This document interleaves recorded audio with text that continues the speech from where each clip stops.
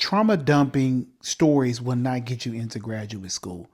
They're actually going to hurt your chances.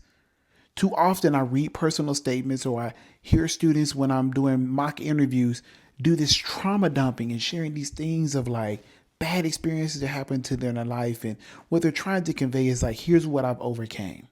But let me give you some examples of some of these.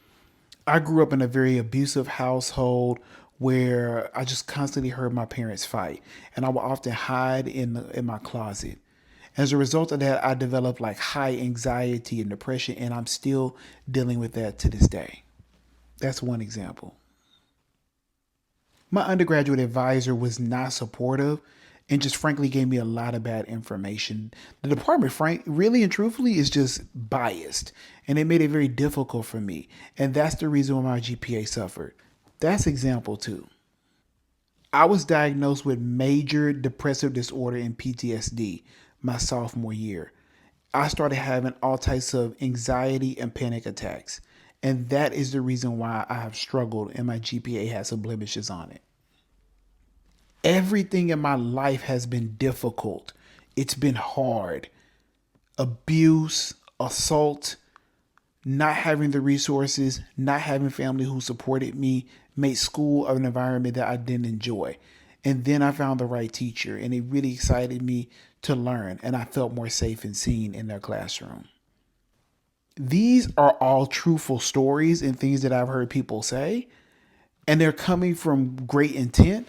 But what the person who's reading that is hearing, or the person who's listening to that is hearing, is you've got a lot to manage and deal with. And as a decision maker, trying to decide who I want to work with, what you got might be a little too much for me. And so I want the least amount of potential stress. I see your potential and I'm glad, but I don't want to invest my energy and time helping you to manage your PTSD, having to help you to address your anger with past advisors, having to address your issues with your family members and the abuse. Like people have all types of biases and thoughts that hit them when they hear these types of stories. There are different ways to talk about stuff, right? Like some things also don't matter or connect to a decision. People want to know when they're in that. Let me say people, faculty want to know what is your goal? What are you trying to achieve?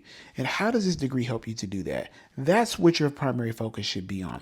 Not the things that happened in your past, not trying to demonstrate that you're smart and you've overcame a lot and that you understand that this may be difficult and challenging. It's about you positioning yourself to be the expert, to be that this degree is the next step of your progression in your career and that you're a good fit for this program because of the things that you're going to bring, things you've listed from your resume, things you put on your personal statement. These are the types of things that you need to highlight and talk about.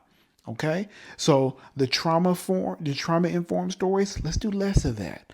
Let's say that for ourselves. Let's say that for a therapist, licensed mental health professional, but let's not put that on any document we're submitting for graduate school. Have a good one.